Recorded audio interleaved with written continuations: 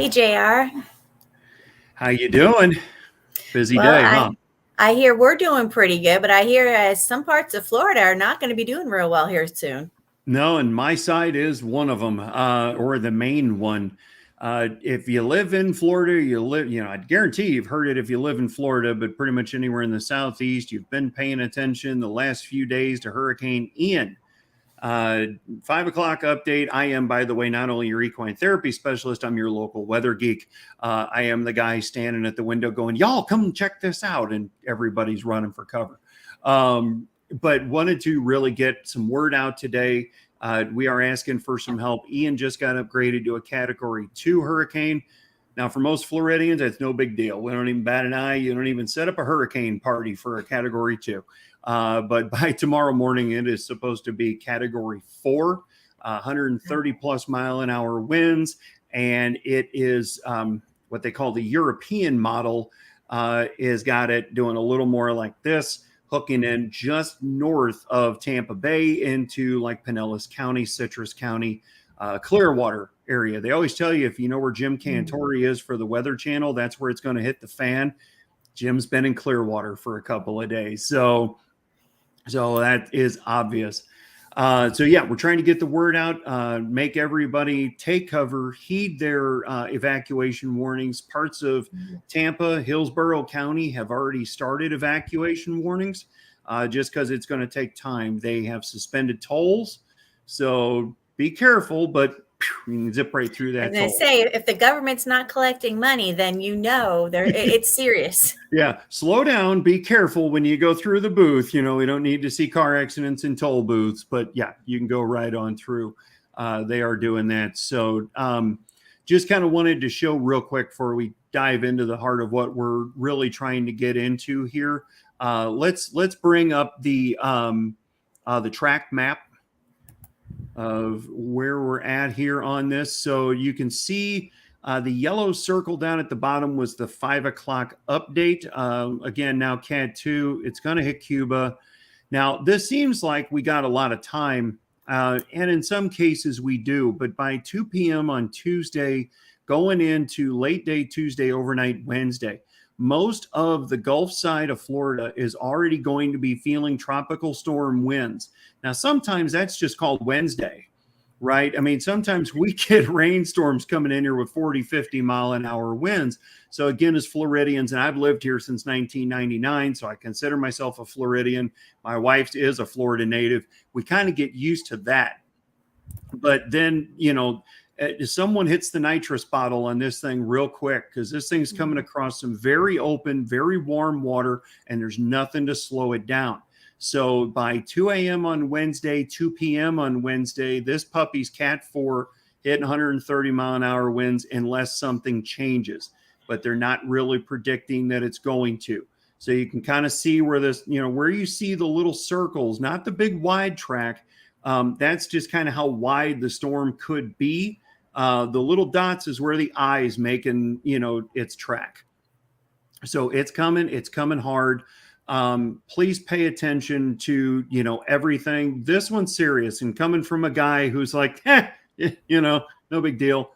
If I'm paying attention to it, I'm asking y'all to pay attention to it, because I never pay attention to these things. So that is the track. You're running out of time. Water's already been disappearing off of store shelves. I do find that kind of funny. People that don't drink 2 bottles of water a day all of a sudden go out and buy 10 cases because somehow they think all of a sudden they're going to drink a gallon of water a day. Be kind to others. Floridians go buy beer and have hurricane parties. It's true. I'm telling you, ask a Floridian, they will tell you. But seriously, be kind to others. Now it's got it to where you can only take 2 cases of water, because when it refills, they don't want people scouring the shelves. But, be kind. Let other people get some water. Let them get some toilet paper, for goodness sakes. That's the other thing. Somehow, I guess a hurricane's coming. People think they're going to go to the bathroom more, and they throw their whole Costco cart full of toilet paper. Let other people get some stuff too. Let's be kind to one another. And share, remember that thing you were taught when you were a kid, please share, and help each other out. But that's what we want to talk about today. is, the Veterans Ranch is serving a community of veterans here in Florida. There are 1.5 plus million veterans in the state, but within the 10 counties of where this bad boy is supposed to hit are north of 500,000 veterans. Okay, now we are just one organization, but we are trying to put a crew of people together that can get out and help a lot of these veterans, especially the 30,000 that are here in the Lakeland area. A lot of them are upper age. They're older Vietnam vets. We still have a good handful of World War II veterans and Korean veterans here in Lakeland. They're not getting out and boarding up their house or trying to, get out to a shelter for safety or another family member if they have to get out. And that's what we're here for, not only to provide equine therapy services, but to help be a part of the community when the community's in need. And we're going to be in some need here in the next 24, 48 hours for sure. Well, JR, I can't imagine my friends that have served in Vietnam are out there with those boards and nails and trying to nail things up, and let alone the trouble of trying to evacuate. Sometimes that's more difficult than you can do, right? So it just depends on the situation and what they're available to do. But I know they appreciate the help. A couple of strong arms out there to help board things up, right? So check on your neighbors. If you want to know who needs help, where's a great way for them to find out about that, JR? So always volunteer. Reach out to us. Go to theveteransranch.org and reach out to us through the contact there. You can hit our phone number, our office number. We didn't put that up there, but we will. It's area code 863-815-5896. My phone's already been blowing up, so leave a message, please, if, and we'll get back to you. Again, we're kind of a small organization, so I don't have a, plethora of people answering phones. We'll get back to you, but we are looking for some good, strong backs that can get out there and help. And just do whatever you can and help in the community. And this is not about getting the Veterans Ranch notoriety. I could care less, but we just want to get out and help our community. Well, JR, once again, in case I missed that phone number, what's that phone number again? 863-815-5896. Okay, 863-815-5896. So if we can give a hand, reach out, give a hand, let JR know that you're willing to help, because I'm sure he would appreciate that, and everybody else local to the area would appreciate some help. So which areas are you helping with, JR? Right now, we're going to be, unless we can get a really big crew or a few crews together, Polk County and into Hillsborough County. Polk County's got 700,000 people in it and 30,000 veterans just in Lakeland. We've got a big swath to cover here, but if we can get into Hillsborough County, which we're not far from the Tampa area, where they're looking at somewhere between 5 and 7 feet of storm surge, if this does what they say it's going to do. So there's some folks that are going to need some help there as well. And this stuff, it costs money. This isn't in the budget, right? We didn't plan for hurricane expenses for the nonprofit throughout the year. But something like this needs to be done. If I just sit here and do nothing, I would just kick my own ass. I've got to get out there and I've got to help. So we have set up a Give, Send, Go page. It is givesendgo.com/the Veterans Ranch. Give what you can. Give $1, give $5, give 10. The more you can give, the better. Again, we understand that, a lot of things are tight for folks out there right now. But every little bit's going to help. We're going to do a screen share here just real fast so we can show you what the page looks like, so you can see, make sure you're on the right page. All right, that's up there to go ahead and pull up so we can put that in the screen. And, you can just see again, just every bit's going to help, folks, because a piece of plywood these days is worth as much as my F-350. And when, things like this happen, prices go up. Okay. I'm not a huge believer in price gouging. It's supply and demand. But, the bottom line is the lower the shelves get, the higher the prices go, because Lord knows when they're going to get some more in. So, we're going to need to be buying some more drills, because we only got so much. Now, if you've got stuff you can bring with you, God bless you, bring it. But we're going to need to buy some more drills, some more nails, some plywood, screws, possibly some generators for some people. This money's going into the community. So, we're trying to hit a goal here of 50,000. I know that sounds like a lot of money, but again, when you're talking, 30,000 veterans in one area, I don't know if we can hit them all, but that money will get spent pretty darn quick when you're looking at, $300, $400, $500 per generator, if they even have any left.